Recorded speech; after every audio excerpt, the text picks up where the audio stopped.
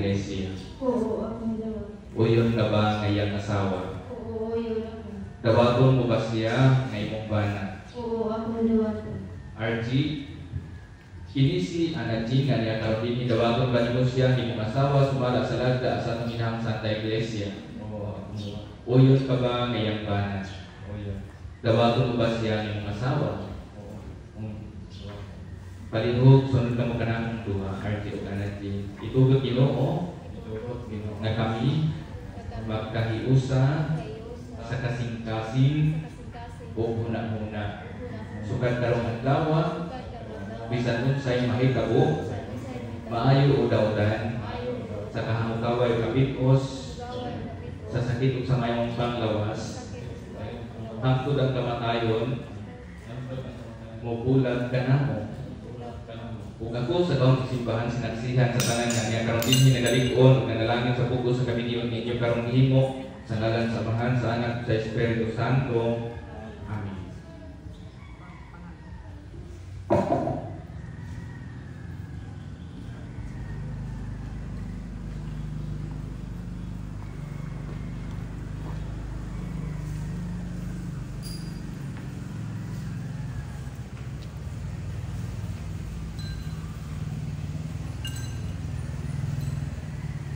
Atong isunod ang bless kanyo nga aras o singsing.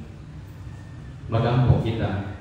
Panalangin ni o Ginoo ang imong mga alagad RG o Anajin aron nga magdabaton sila sa kinahanglanon sa kinabuhi nga mo'y hulagway ng mga aras aron ta ilang kining kami ko na lang sa pagkabot sa kinabuhing dayon. Kini ang ipangayo pinagi ni Kristo ang Ginoo. Panalangin ni o Ginoo ni mga singsing aron si Anajin o RG magpuyo kanunay sa pagigugma sa usag-usa o pagpingutan wala sa pagtukan. Kini ang ipangayo pinagi ni Kristo ang Ginoo.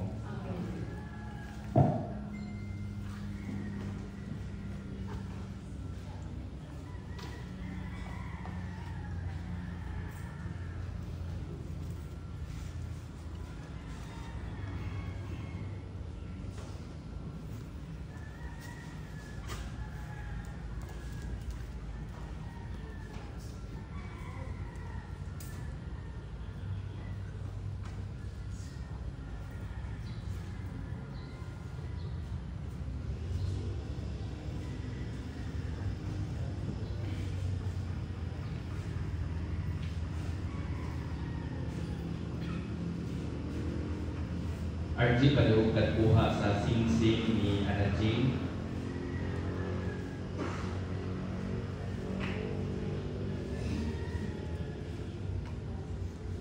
Palihog sulti sa pangalan sa inyong asawa RG. Isulog kining singsing.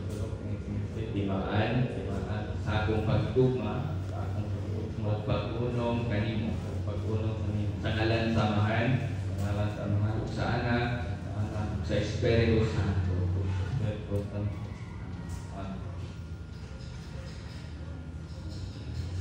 Anajin palihog kuha sa singsing ni RG.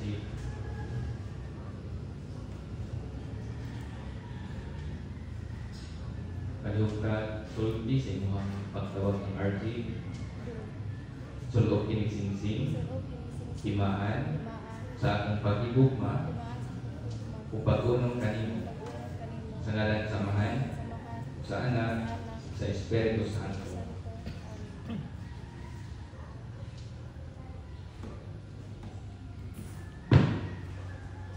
RG palihog kuha sa inyong aras.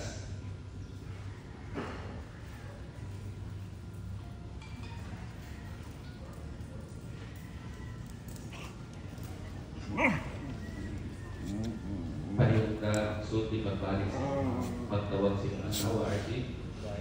Ako naghahatag kanimo ining mga aras pasali sa akong paghatag sa akong kaugalingon alang sa imong kaayuhan. Sa ngalan sa Amahan, sa Anak, ug sa Espiritu Santo. Kung ako kining dawaton,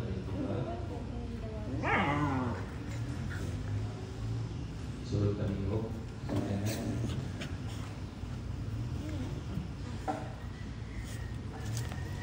Mga igsuon, ato ang I-welcome sa masipag palakpak ang bagong magtiayon RG. Congratulations. Itong isunod ang pag-ampo sa katauhan, ang mga lugod, pwede na makabalik sa inyo ang mga lingkurangan. Mga minahaluyamot, manindog kalugang tanan, mag-ampo kita alang sa simbahan, alang sa bagong tinasal, na atong mga igsoon, at sa kami niyo nagahulagway sa panagiusas kung Ginoong Hesus o sa iyang simbahan, tumingon kita, Ginoo dungga kami. Ginoo dungga kami. Alang sa santos nga simbahan, nga lukog sa kalibutan.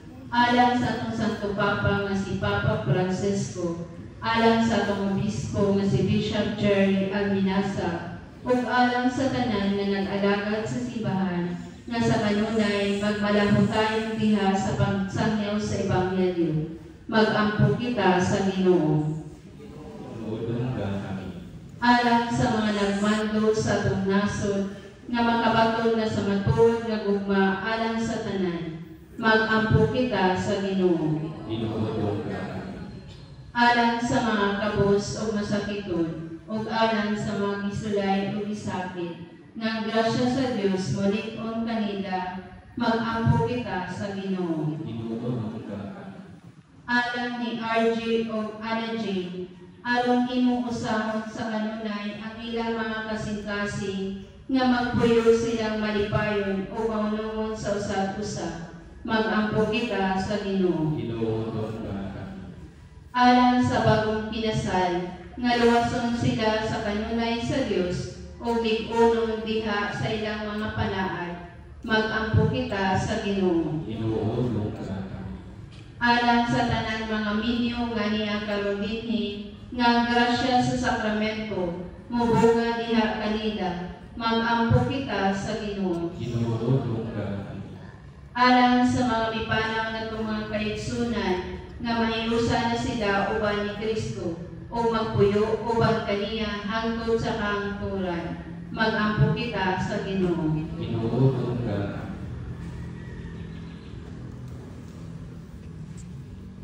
Magkagagamong upunay na Diyos, nga makuanguron kining imong mga alagad, itugod na magpabilin silang magmaunungon kanimo o sa usag-usa. Tapos sa taas umayong kinabuhi kandihi sila sa kalipay dayon uban sa ilang mga anak.